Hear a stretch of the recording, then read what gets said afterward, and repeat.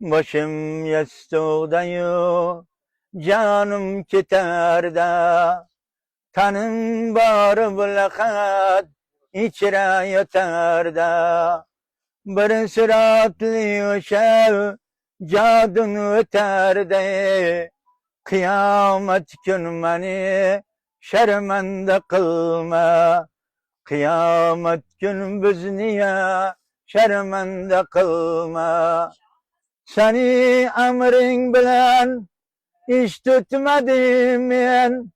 Bu dünyadan keterim bilmedim men. Senin dergahınga yalğız gelip men. Senin dergahınga yalğız gelip men. Özün rahmet eylegin beçare kul men.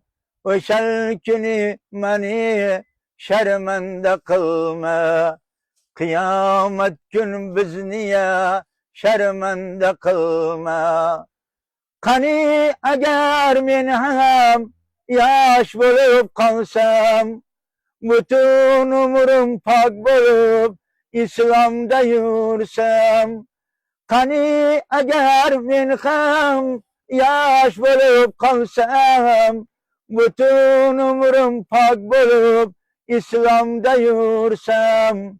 Men bir günahkar, benden men Allah. Men bir günahkar, benden men Allah. O'shal kuni meni şermende kılma. Kıyamet gün biz niye şermende kılma. Kıyamet gün beni şermende kılma.